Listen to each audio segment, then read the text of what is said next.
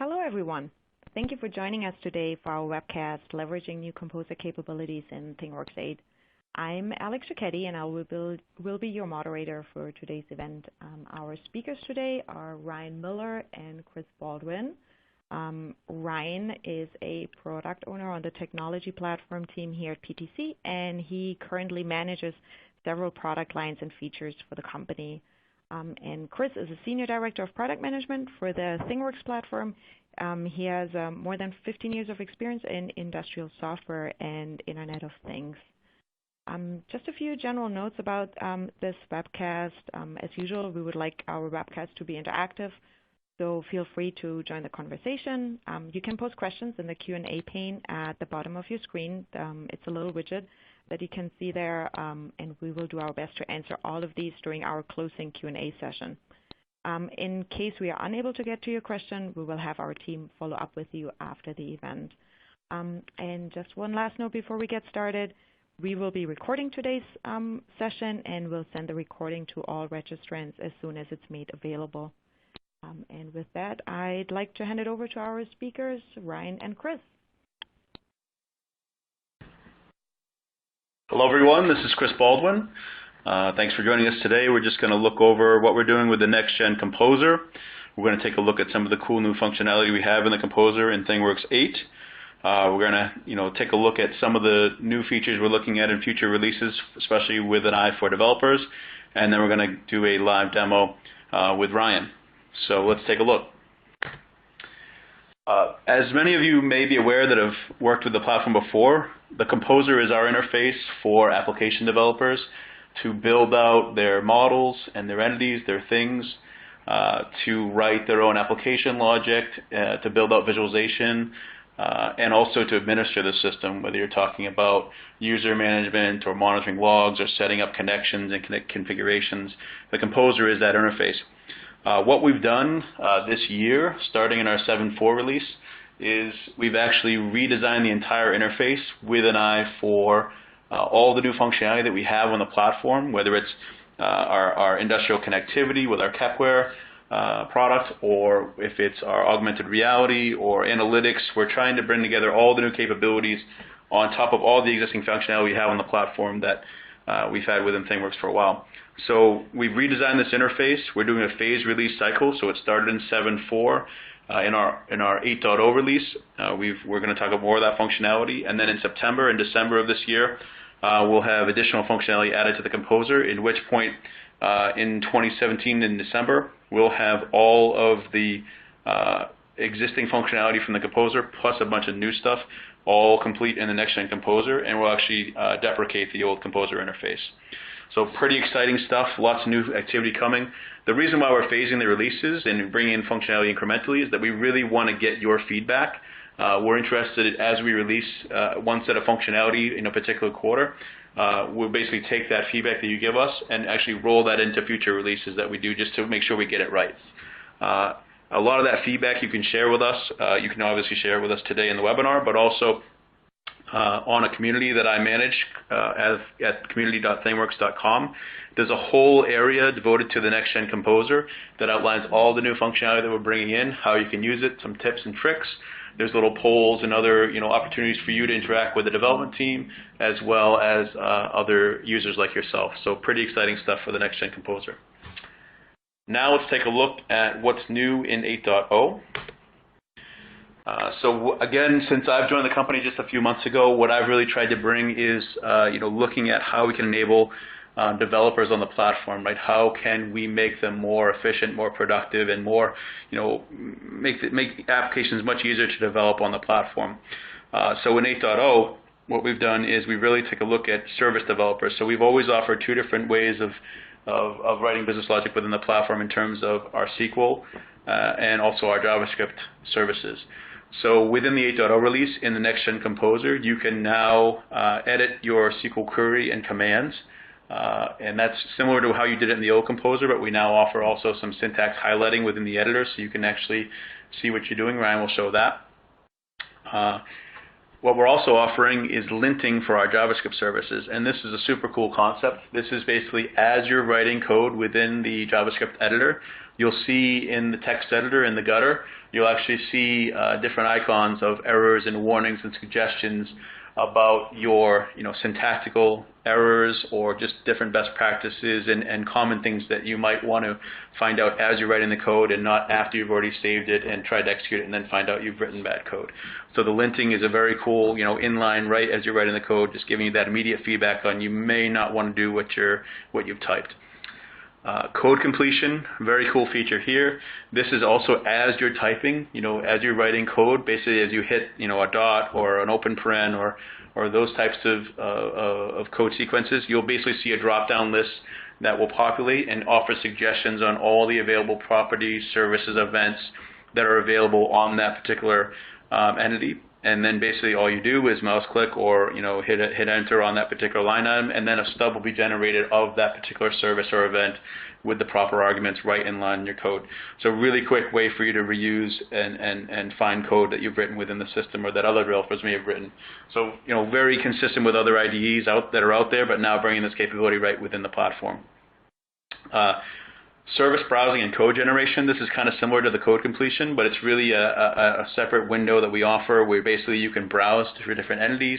Again, do that search, look for their property, services, events, and then with a quick click, you can actually insert that statement, that service, that event definition, and you'll see it populate with a stub with the different data types and parameters and arguments and such things that are part of that particular service reference. That'll be right in line now for you to easily reference in your code. The last one for service developers that I'd like to talk about is really around execution and testing. So if you remember with the old Composer, we actually required you to save and exit the code editing environment to actually test your service and enter in your inputs and validate the behavior. So what this really led to was a lot of context switching and closing and opening windows and a lot of different clicks just to do simple things. So what we've tried to do is within the new Composer, bring the test execution and validation environment right within the code editing experience. So that way you write a line of code, you can quickly drop down, enter a particular test input, run it, and then validate your results without having to leave any windows and save and close. So really quick, easy things, but a big step forward from our previous Composer. As I mentioned, we've done a lot with our Kepware industrial connectivity, and so now you have the ability within the 8.0 Composer to basically browse your space, your Kepware server for those tags and channels and groups and bind them up automatically to items within the model. So that's a very quick and easy way for you to leverage all that data that's coming through the ThingWorx industrial connectivity and bring it into your Thing model and now build applications, analytics, visualization, and logic around the Kepware data. So that's a really powerful integration within the Composer.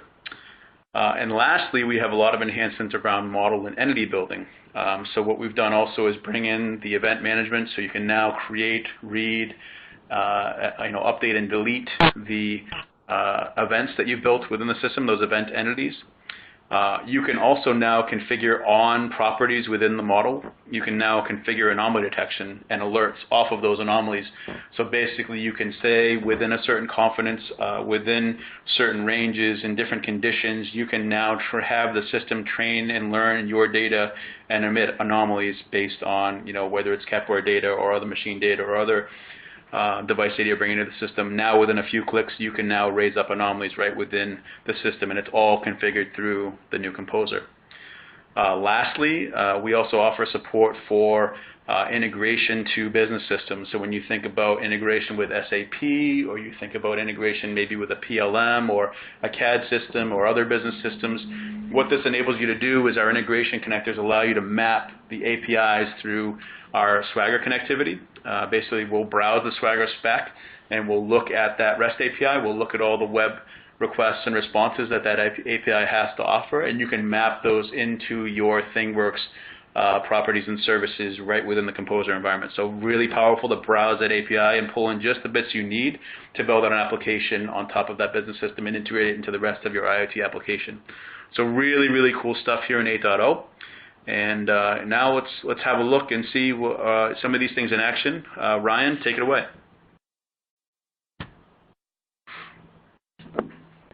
Hey, thanks, Chris.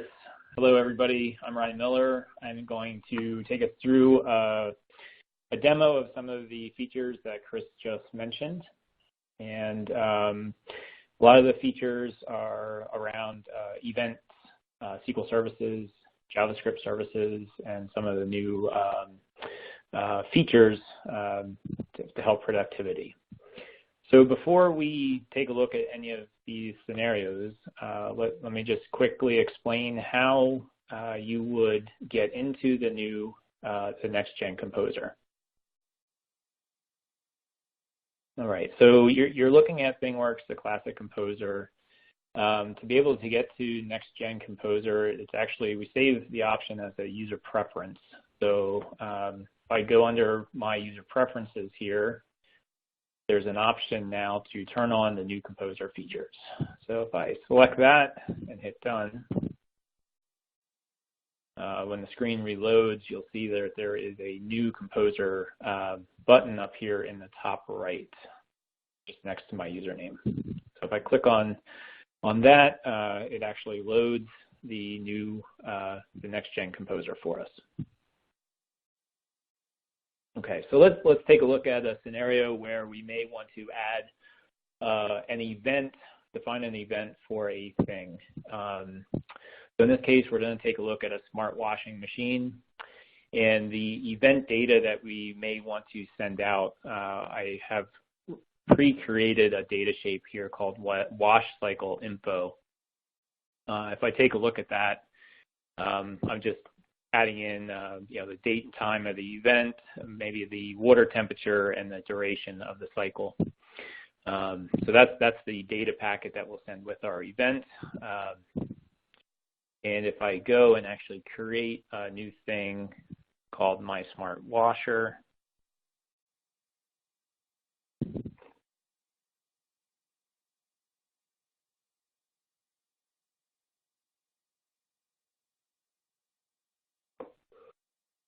okay, and so things have properties, services, and events. So I'm going to go in and create a new event, and I'm just going to call this event cycle completed.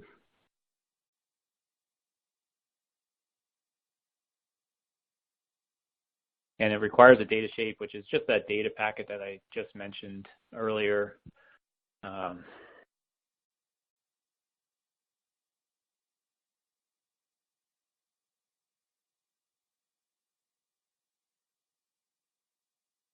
Here it is, wash cycle info. So that's how you define an event on a thing, and we'll come back and take a look at that event a little bit later in the demo.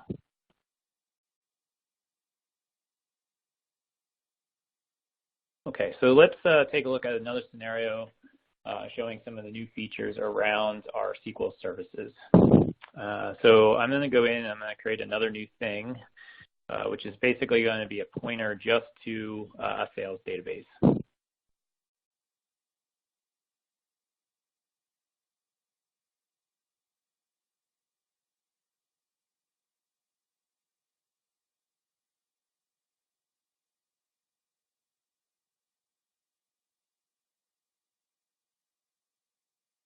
Okay, so here's my thing. So I'm going to go in and create a new service. Okay, so I'll go to services, and this is going to be a SQL query because we're just querying data out of the database. If we were going to read or write or update to the database, it would be a SQL command query. All right, so here's my new service, and I'm gonna call this a revenue query. I'm simply just going to get revenue out of the database for a specific product. And I have a query here that's already written. I'm just going to copy that in. Okay, so here's my query. You can see that we have some nice formatting to it. There's keyword recognition that highlights the keywords. So it's available there. So just save this here. And another feature here is, let's say, so this is going to get revenue for all products. Let's say I wanted to do it for a specific product. I can add an input parameter here I'm just going to call this product name, so I can pass that in at runtime. And then I could actually change my query to say, something like where p.name equals my input property. Okay. So now at runtime, this query is set up to accept a input parameter, so I can pass in an actual product name to that query. Okay. So let's take a look at some JavaScript services now. This is where a lot of the new features are.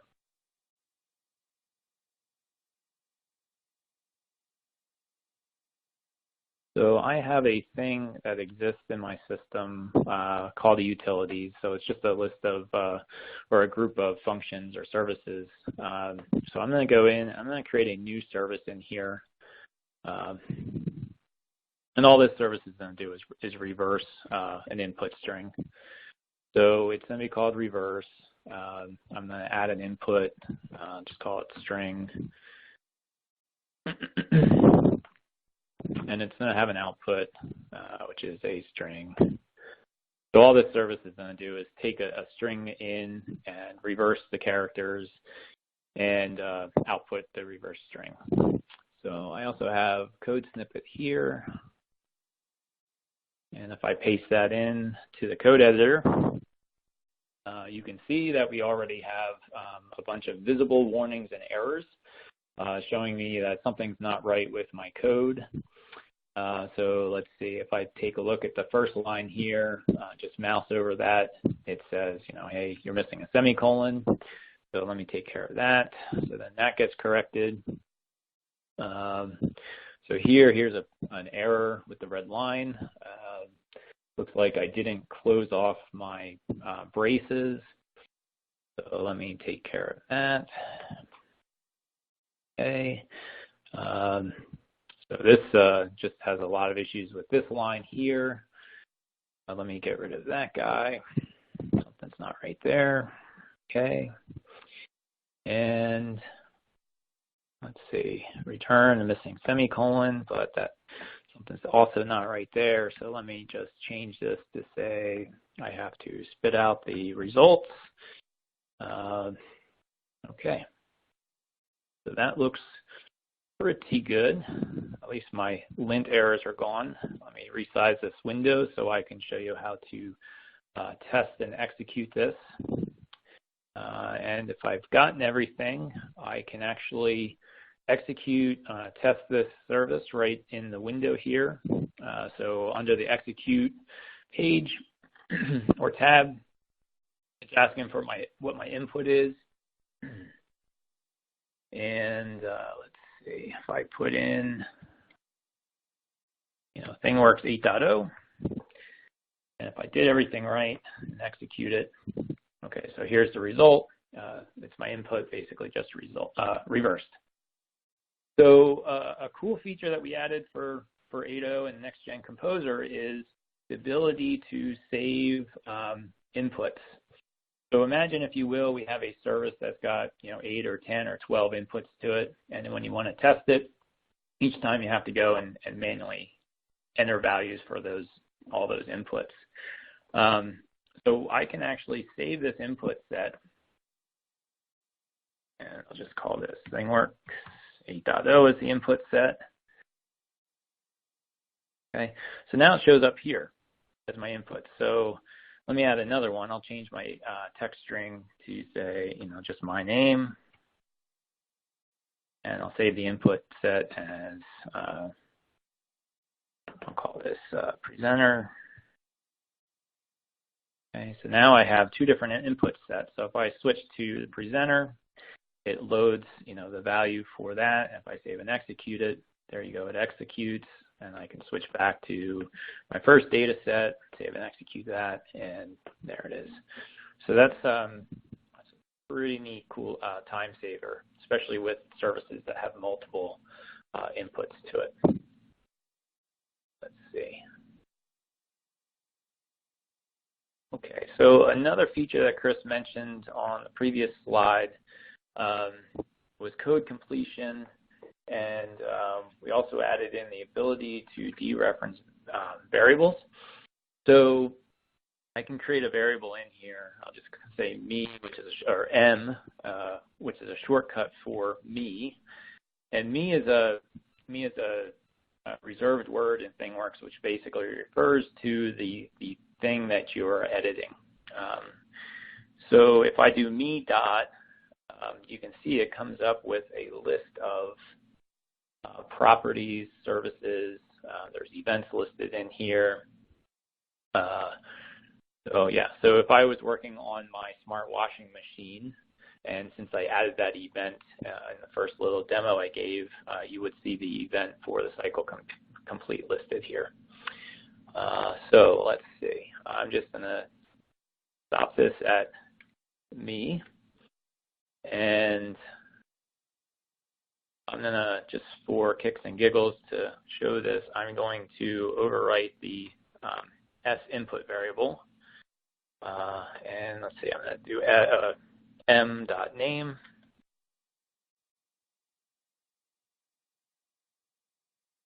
So let me save this, and then if I execute this, the output should just be the name of my thing, which is utilities in reverse. Okay, so that's a pretty cool feature. I've got the code completion. It's got referencing to it. That's a pretty neat time saver there.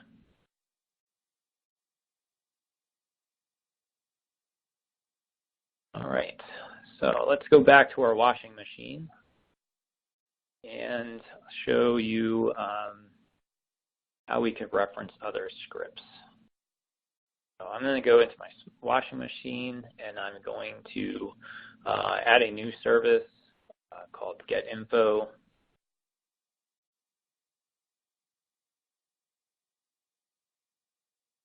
Okay. So here's my service called getInfo. I can go to the reference tab here, and I can reference any other entity on inside of ThingWorx. By default, it references itself. But if I get rid of that reference, I go to pull up my utilities entity, which is what we were just looking at. Okay, so there's utilities. And then I can pull up any of the services inside of that thing. So if I go to this find column service, you'll see that the code loads below there. And then I can actually take any or all of this. So I'm just going to take all of this, and I'm going to copy that code. I'm going to paste it into my new service if I'd like to. And then I can use that as a reference or as a nice starting point, and I can change whatever I need to inside of there. I'll save and close that. And if I close out of my services, maybe I'll browse my properties and come back to my services. You can see that the code is just maintained inside that local service.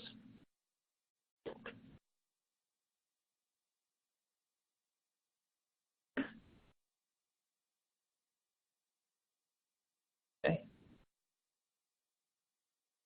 So that's the demo I wanted to show with some of the new cool developer tools and features that we've added in Nextgen Composer. I am going to stop sharing and switch it back over to Chris.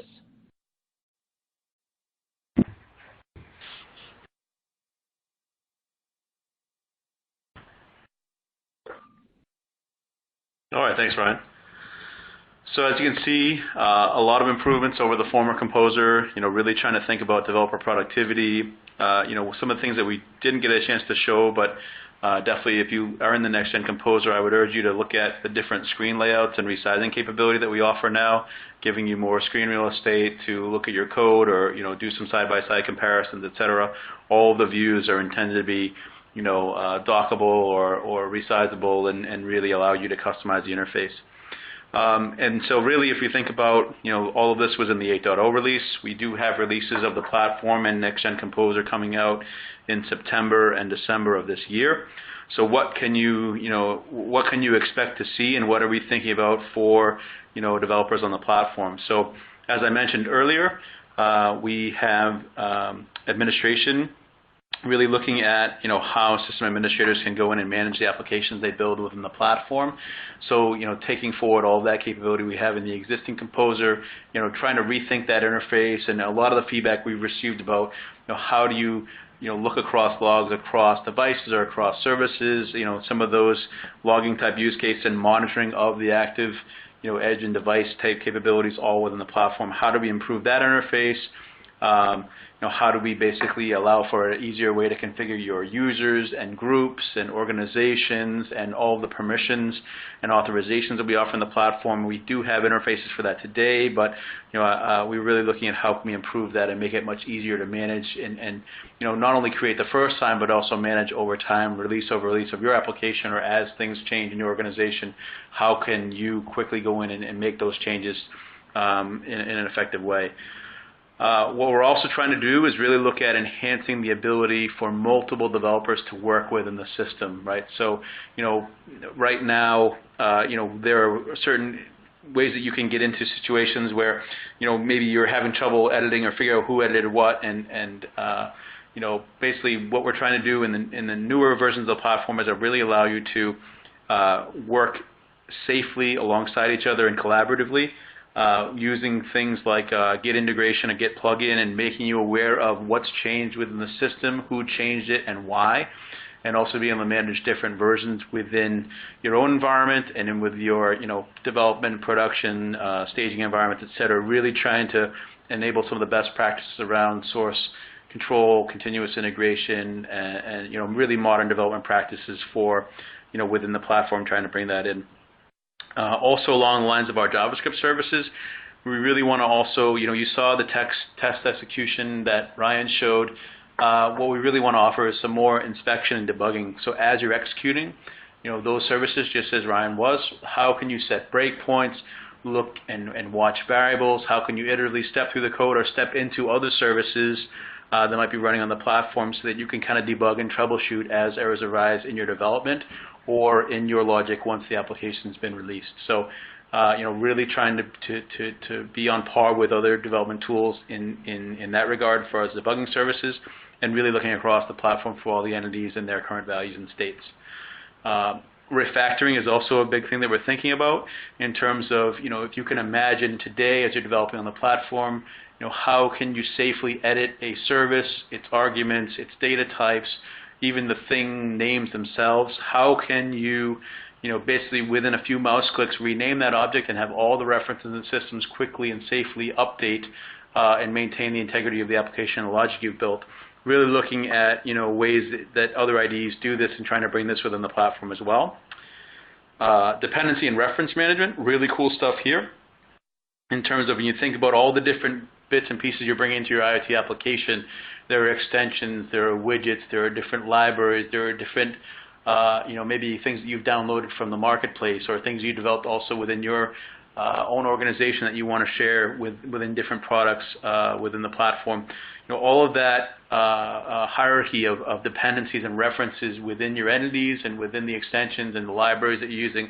How can you, get an idea of what depends on what, and when you're moving that application around from your environment to another environment, how can you make sure that all of that moves safely within a set?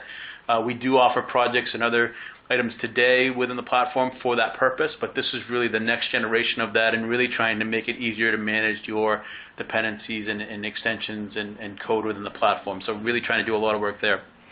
Lastly, we are planning to refresh the mashup builder as well. So, basically today within Composer, you can build out your own visualization. You have all the different widgets and capabilities within the mashup builder. We're now, trying to bring in that capability into our ThingWorx Studio. So you may know of ThingWorx Studio as the environment that you can build augmented reality and 3D type visualizations, whether you're viewing it on a mobile device or a HoloLens or other devices. And what we're trying to do is take the same mashup builder concepts that we have today and bring that into Studio, but with a completely, trying to take advantage of modern JavaScript frameworks, modern HTML5 and CSS capabilities, and bring all that capability for a complete refresh of the developer tool for building, desktop experiences within the platform, but also leveraging all the latest technology that are available right now in the industry. So really exciting stuff there. Look for that in 2018, but that's going to be another huge productivity and boon for the platform that will be able to offer that functionality. Lastly, really what I'd like to mention is, hopefully you've already pulled down ThingWorx and are building applications today, but if you haven't in a while, I'd really encourage you to go to developer.thingworx.com. This is our developer portal where, as it says there, we have content, code, and coolness, right? So this is basically where you can go and download a trial version of the software, pull it down on your box, build out an application, connect to some devices, see how all these cool features fit together, and you can build out, very quickly some really meaningful applications. You also have the ability to host. If you don't want to pull it down locally on your environment, we can actually stand up an instance for you in our cloud, and you can still interact with the platform and try it out really with all in the cloud and just you logging into a remote system. So really cool stuff there. In addition, little feedback on the line there. In addition, there's a bunch of content and code samples and videos and a whole bunch of information there to help you get started for all the different things that you might encounter when you're thinking about designing and developing out your own IT application. So there's a lot of great content and capability there, and it's also all linked in with our community. So you really can, find and share best practices with other developers, and also learn from our development team as we go on there and put new content and new techniques out there. So really great stuff there, and please do go check out developer.thingworx.com. So I think at this point, we've talked about some of the items that we've developed already in the 8.0 release, and we've demonstrated some of that. We're also talking about some of the concepts that we're thinking about for future releases. Now I think I'd like to open it up, Alex, if we can go through some questions and answers. Yeah, awesome. Thank you so much. And just in general, thank you, Ryan, for giving us the live demo. And Chris, thanks so much for the overview. Super interesting to see what's coming up next soon in Composer. As Chris just mentioned, now is the time to ask questions. So mentioned before, you have a little widget at the bottom of your screen and can submit all your questions that you have now. And in the meantime, I already did get a couple, so I guess we'll start with those. But just so you know, we do have enough time to get more questions answered. So, Chris, this question here might be one for you. What are your plans for mashups and desktop visualizations? Sure. So as I was stating, we have basically the existing mashup builder today, and what we're looking at is bringing that into ThingWorx Studio. So basically, if you think about mashups right now, you have widgets, and we're using jQuery, and we're using some other basically WYSIWYG type tool that we have within the platform of building out that visualization. And what we're looking now is that some of that technology is a little bit we need to refresh that. So basically what we're doing is bringing that into our ThingWorx Studio.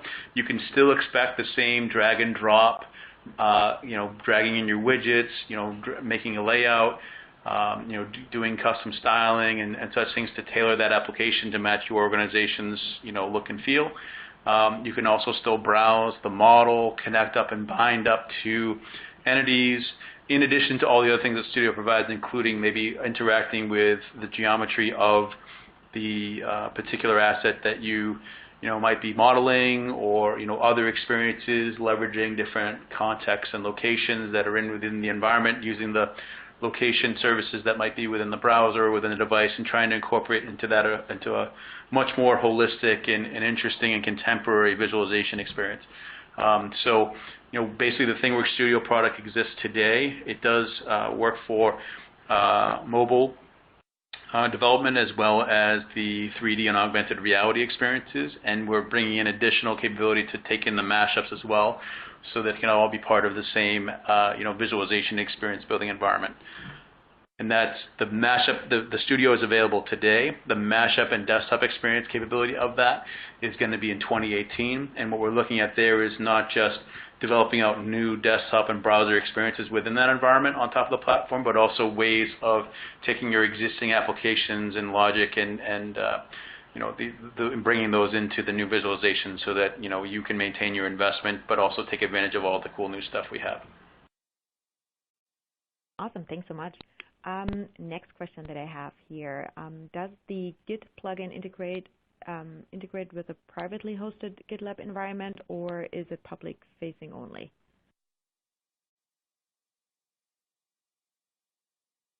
Chris or Ryan, I don't know who wants to answer this one. Sure, yeah, I can take that. Yep. Yeah. The source control plugin will work with basically any repo that the ThingWorx server can talk to. So if it's not a public-facing GitLab repo, at minimum it would have to be on the same network or a network that's reachable by the ThingWorx server. But as long as the two servers can talk to each other, it'll be fine. But that answers the question. Great, thank you. Next question that I have here: what will be the main difference, or what will be the main differences in the monitoring dropdown? So actually, we have a UX study underway right now, trying to talk with different users of the monitoring and management capabilities within the platform, and coming up with mock-ups and storyboards around that functionality. So I can't tell you what the main differences will be, other than that we aim for them to be much more usable and intuitive over what's there today. Perfect. I guess what I would add to that, what I would add to that also is if my email, I think, will be part of the recording and the presentation. So if you'd like to reach out to me and let me know things you'd like to see in the monitoring dropdown, or things you're struggling with today, or reach me through the community, I'd love to hear your feedback and see what we can do. Perfect. Thanks so much. Okay, we have a couple more questions here. Next one here is around scripting languages. Will you offer other scripting languages for service developers other than JavaScript and SQL? We also offer, I probably neglected to mention at the outset, we also offer Java services, Java-based services through our extensions. We've also talked about allowing for other scripting languages, Python and R and other types of languages. We don't have any formal plans to do that. We've certainly talked about it. But again, I would say if there's specific scripting languages you'd like to use within the platform and like us to look at, please reach out to me, and I would love to talk through that with you. Great. You may be getting a lot of feedback, Rex. Awesome. On to the next question. On to the next question. Is there any direct extension available to connect with, and I'm hoping I'm pronouncing this correctly, OSI Pi or PI to ThingWorx? Yep. So I'm actually the leader for the Pi integration within the platform. So with ThingWorx 8, there is nothing yet. However, what we're hoping to do later on this year, we have an extension out on the marketplace, and it's right now in an alpha state, and we're working directly with OSI on that. But basically what this would enable you to do is it would allow you to run what we call an integrator. And this basically is a little process that runs in between the Pi server and the ThingWorx server. And what that would allow you to do is the assets that you've created in the Pi asset framework, it would automatically sync those and create those in your ThingWorx thing model. In addition, the element properties that are in Pi that are bound and are collecting data in the time series archive, those would also be bound to properties in the thing model. So basically what that allows you to do is make a mashup or run an analytic within ThingWorx and have it reach out and talk to Pi and get that data back. So you can now visualize it in a chart or in a gauge or like I said, run anomaly detection, etc. So nothing in ThingWorx 8, but we're hoping in either 8.1 or 8.2 to formally release that and make it available. There's other aspects of the Pi integration as well that we're also talking about, in that you could actually store values from your ThingWorx value streams, your time series data. You can actually store that back into the Pi archive. That's a second phase of the integration, hopefully also later this year. So please, again, if you need more information or have any opportunities around that, I'd love to talk with you. Great, thank you so much. Next question that I have here, can I use the Nextgen Composer against older versions of ThingWorx? So the Nextgen Composer released in 7.4. So really they are released as part of the platform. So you can't use the new interface against like a 6.0 version, or they are tied at the hip with the platform version. But from 7.4 on, you will be able to use it with that platform. And like I said, the old Composer will be going away hopefully by the end of the year. So in our 8.2 or 8.3 release, everything you were able to do in the old Composer and more, you'll be able to do in the new Composer, and you'll have a brand new interface and tool to use, just as we showed today. All right, thank you so much. I also saw we already have a first vote for other scripting languages for Python, so maybe there will be more votes and people will be sending it to you, Chris and Ryan. Awesome. I don't see any other questions as of right now, but as Chris offered before, if you do have questions, please feel free to reach out to us directly, either through the community or our contact us forms on the developer portal on developer.thingworx.com or on the website or social media. There are many ways. But yeah, other than that, that's all the questions that we have for right now. Chris, Ryan, did you want to have anything else that you want to add to that? Anything? Nope. No, I'd just like to thank everybody for joining. I hope they liked what they saw, and I hope that some of the new functionality we have coming out also will, maybe we can get together again and share that. So thanks so much.